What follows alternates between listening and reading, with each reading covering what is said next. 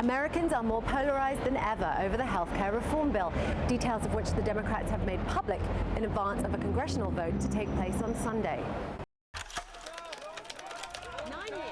9 years since Robert De Niro and Jane Rosenthal started Tribeca in downtown Manhattan in response to the devastation of 9/11, it's fast become one of North America's most anticipated film festivals. As one of the foremost experts on Sherlock Holmes, tell us some facts that we may not have known about Sherlock. He never said, "Elementary, my dear Watson." His death has never been reported in the Times, and that's, of course, the Times of London. And therefore, he's still alive. So he's still alive. He's still out there somewhere. He's got to be pretty old by now. Yeah. The film will no doubt stir controversy, as all of Moore's films tend to do.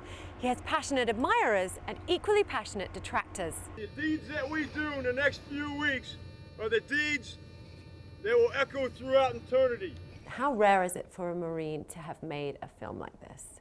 To actually have a combatant who's engaged in combat, capturing moments. What for you was the most important reason to make the film? I've had audience members that were former Marines and soldiers come up to me and say, "Thank you for telling, XYZ story." Tom Ford, very well known as a designer, but this is his first feature film. What made you decide to take the leap of faith to work with someone that had never directed a feature before?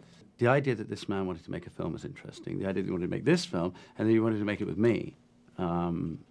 It just couldn't be ignored, really. Do you think people are going to see a different Tom Ford through A Single Man than they've seen before through your designing? People will be surprised, and I think that I'm a lot more romantic than maybe people realize. The main perpetrators of that are fast food chains and prepared foods, who can sometimes add double the recommended daily allowance of salt to their foods.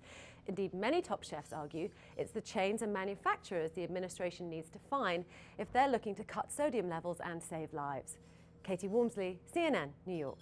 Hi, CNN. Cookie Monster, we bought you a present. What'd you bring for me? We bought you a T-shirt. Is it cookie? It says Cookie and Let me see. Cookie and Wow, me love it. Thank you. Will you wear it? Me might eat it. Is that okay if me eat it? That's fine. Yeah. Editor-in-chief of Broadway.com, Paul Wontorek, is not surprised. Now, we do have so many A-list Hollywood celebrities on Broadway at the moment. What's bringing them in? And more are coming. We have Scarlett Johansson and Liev Schreiber coming in View from the Bridge. We're seeing record high ticket prices. Why are people still going? How can people still afford to see these shows? I think there are always going to be a certain segment of the population that can afford $250 tickets to see a Broadway show. At the world premiere of the much-anticipated Sex and the City 2.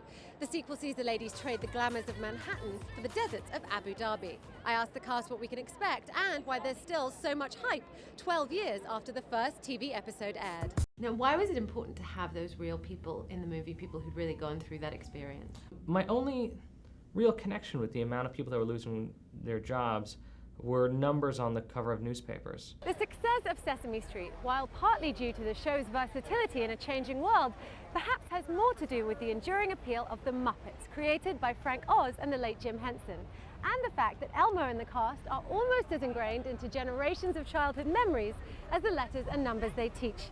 Katie Walmsley, CNN, New York.